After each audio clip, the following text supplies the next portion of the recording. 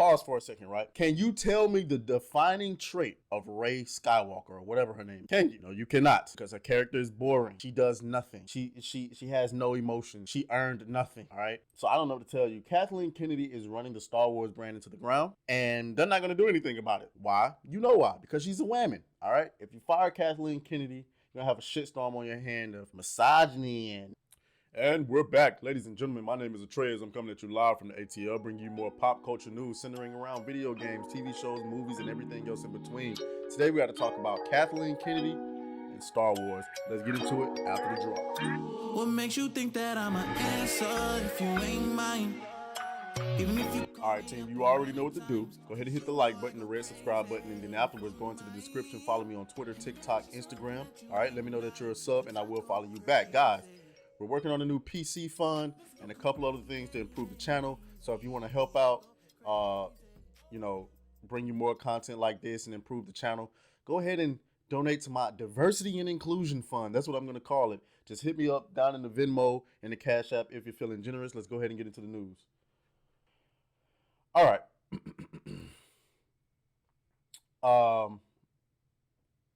Kathleen Kennedy is running the Star Wars brand into the ground. Like, every time this woman's name is mentioned with a Star Wars game, movie, TV show, it's being ran into the fucking dirt. Okay, Kathleen Kennedy has been the head of the Star Wars division since Disney acquired the company some years ago. All right.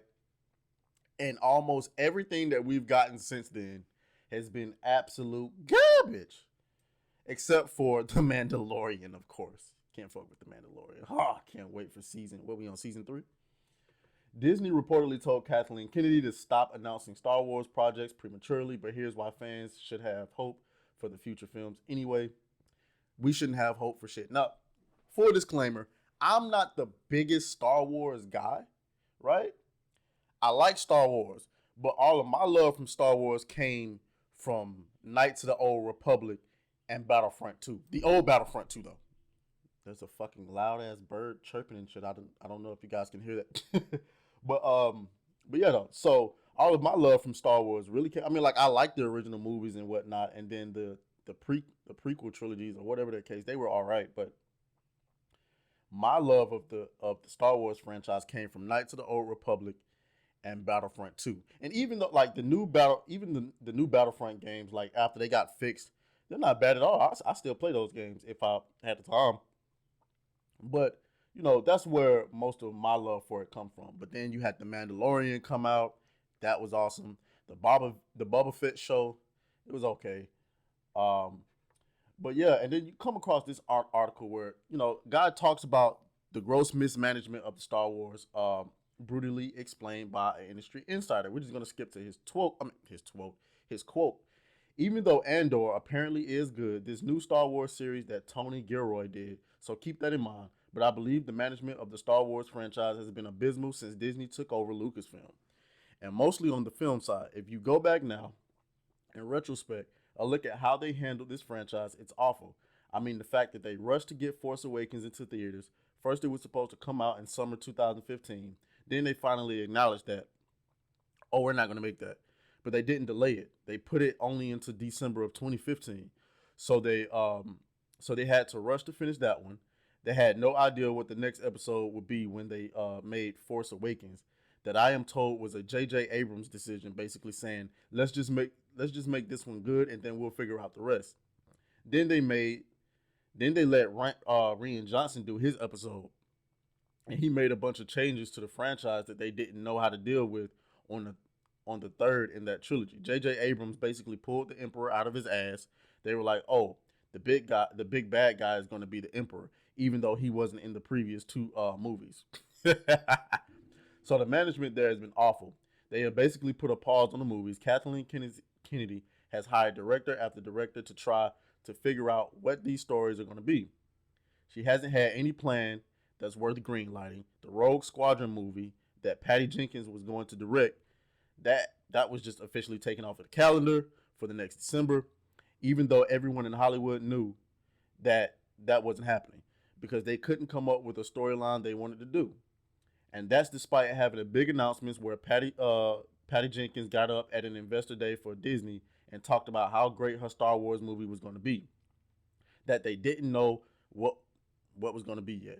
It was a big PR mistake to do that. So I just think the focus on streaming over the last, they got very lucky with Favreau when they got lucky that Favreau made The Mandalorian what it was, and all the other shows have sort of come in that vein, and they're fine. But Star Wars is no longer special, and the movies are dormant, and that's a big problem. I strongly believe they need a change at Lucasfilm.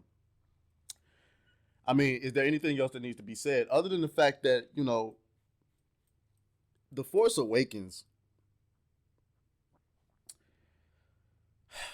I mean, how are you ruining? Like, we're talking about a universe. This isn't just a story. Star Wars is a universe full of characters that you can make all kinds of stories about. Now, apparently Andor, like, Andor is good, I guess, but nobody cares. I apologize if you guys can hear the landscapers outside. I mean, look at this. Business Insider. Andor is the best Star Wars show since The Mandalorian, but the least popular. Nobody cares. Nobody cares. Like, I seen this shit and I'm like, I seen this and I'm just like I don't really care. Disney's Andor is the best reviewed Star Wars show since The Mandalorian. Andor has a 95% critic score on Rotten Tomatoes through its first 7 of 12 episodes. The Mandalorian has a 93% average score for its first 2 seasons. Obi-Wan Kenobi received an 83. That show was garbage. All right. And, you know, whatever. But its popularity doesn't quite reflect its quality compared to those other series. The 3-episode premiere of Andor was watched for 624 million minutes in the U.S. from its debut on Wednesday, September 21st through Sunday, September 18th, according to new Nielsen streaming data released on Thursday. To put that in perspective, it wasn't even enough to get the show in Nielsen's top 10 overall streaming programs. Good grief, which includes both original and licensed shows and movies. Andor isn't necessarily a flop. That's still a sizable audience, but it pales in comparison to the live-action Star Wars shows before it, based on previous Nielsen data.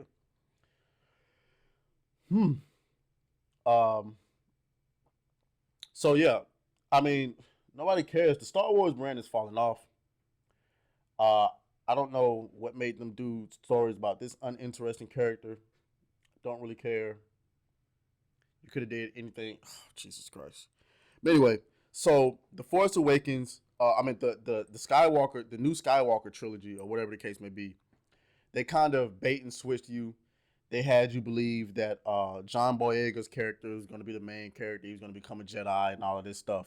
They even put it in the damn trailers. He's holding a Jedi sword. And then you give us this Mary Sue character by the name of Rey, who you bait and switched us and gave us her as the new Jedi. And here's the thing. Pause for a second, right? Can you tell me the defining trait of Rey Skywalker, or whatever her name is? Can you? No, you cannot. Because her character is boring. She does nothing. She has no emotions. She earned nothing. All right? So I don't know what to tell you. Kathleen Kennedy is running the Star Wars brand into the ground. And they're not going to do anything about it.